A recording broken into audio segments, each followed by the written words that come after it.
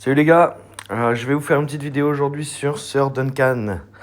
Donc le nouveau perso, voilà, qui pour moi va être vraiment monstrueux. Je pense en tout cas, on va voir, je vais faire des tests, ça se trouve je me plante complet. Mais un tank qui a la provocation, qui fait des boucliers et tout, qui protège aussi l'allié le plus faible, puisque en soi, on verra tout à l'heure, on parlera avec les compétences. Ça va être très très fort. Donc voilà, Duncan, qu'est-ce qu'il fait au niveau des compétences? Donc sa compétence c'est quoi? Dunk reçoit provocation pendant 4 tours et il reçoit également un bouclier égal à un temps de pourcentage de ses PV actuels et reçoit 2 effets de serment de Dunk. Donc je sais plus à combien on monte au niveau des PV actuels. Peut-être 15%, 20%, un truc comme ça. Les serments, on en a jusqu'à 4 effets de serment. Je ne sais pas jusqu'à où ça peut se cumuler. Mais ça va être intéressant, on va regarder, on va tester ça. C'est un perso que moi je vais essayer de monter cette étoile en 350 bien sûr. Et l'intégrer à ma team de bouclier je pense. On parlera après des teams possibles. Donc qu'est-ce que le serment de Dunk? Ben justement j'en parlais juste avant. Le serment de Dunk donc c'est une contre-attaque qu'inflige Sir Duncan. Du coup Dunk. Et il inflige 50% de sa défense quand l'allié le plus faible se fait attaquer par une compétence. Donc c'est pour ça que je dis qu'il protège l'allié le plus faible. Alors en soi il le protège pas, si avec sa provocation, mais il le protège pas non plus. Mais quand on attaque une équipe et qu'on sait qu'il va contre-attaquer si on attaque l'allié le plus faible, bah ça peut nous dire bah, est-ce qu'on attaque l'allié le plus faible. Voilà.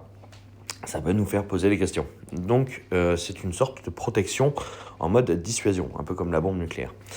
Voilà, les serments de Dunk, il faudrait que je regarde combien de temps ça dure. Je vous avoue que j'ai pas regardé. Bon, sa capacité de leader, savoir en fait si le serment de Dunk dure jusqu'à la fin du combat ou est-ce que c'est un nombre de tours, etc. Alors sa capacité de leader, donc elle est très forte sa capacité de leader et franchement à voir si on l'utilise pas plus tard. En tout cas dans certaines équipes on peut l'utiliser en tant que leader. Donc Dunk commence le combat avec un effet de parade et un effet de provocation qui dure 2 tours. Voilà, donc déjà de base, il a une parade et provocation dès le début. Donc dès le début, il protège votre équipe. Déjà. Tous les alliés gagnent 5% de def pendant 2 tours et donc 2 tours et de façon définitive à partir du moment où vous l'avez 5 étoiles. Et également, vous gagnez un bouclier égal à 5% de PV max. Donc, c'est tous les alliés qui gagnent le bouclier. Voilà, il met des boucliers à tout le monde dès le début. Donc 5% des PV max, ça équivaut à peu près au bouclier de Benjen. Voilà, quand on le proc chaque tour, etc. Ensuite, quand un allié, donc ça c'est son passif, quand un allié passe sous les 50% de PV, Dunk lui octroie un effet de parade. Donc il a une protection vers ses alliés, c'est plutôt pas mal. Le mec protège énormément sa team, heureusement parce qu'il fait pas de dégâts de toute façon.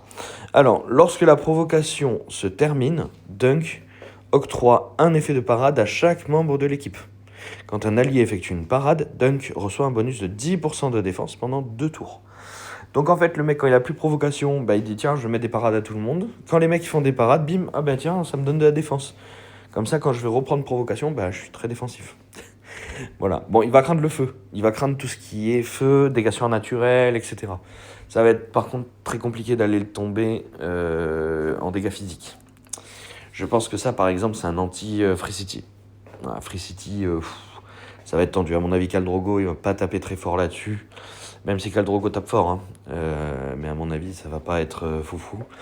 Les stars qui pourront, une fois qu'il est gelé, bon, bah, il tape double les stars, donc forcément... Enfin, il tape pas double, il tape à 150%. Ça va faire mal. Donc je pense que ça peut permettre de le tuer quand même. Et surtout qu'il a provocation. Donc les stars vont être un bon counter à ce personnage. Voilà. Ah oui, j'ai oublié de vous dire, dans l'effet passif à la 6ème étoile, il gagne également une marque de renouveau. Voilà, quand il effectue une parade.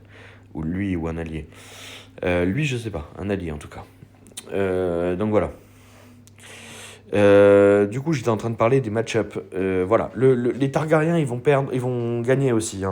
Faut pas croire que ce mec-là va être imbattable. Par contre, il va être très chiant. Ouais, les Targaryens vont le battre. Targaryen pur, je parle. Les noirs, non, je pense que les noirs, ça va pas passer contre lui. Les Baratheons, ça va être un counter à Baratheon aussi. Très chiant pour les Baratheons, le fait qu'ils prennent la provocation. Faut aller le tomber avant de pouvoir enclencher, etc. Surtout si les leaders, ils commencent direct avec la provocation, comme Mérine. Ça risque d'être embêtant. Voilà, pour les Baratheons, ça risque d'être embêtant. Qu'est-ce qu'on a d'autre? Les Stark, il va se faire counter par les Stark. Qu'est-ce que j'ai oublié comme faction? On va regarder ça tout de suite. Baratheon. Les Bolton, les Bolton, ça va être un enfer pour eux. Clairement, ça va être un enfer. Free City, pareil, ça va être un enfer. Fraternité, c'est pas vraiment une faction.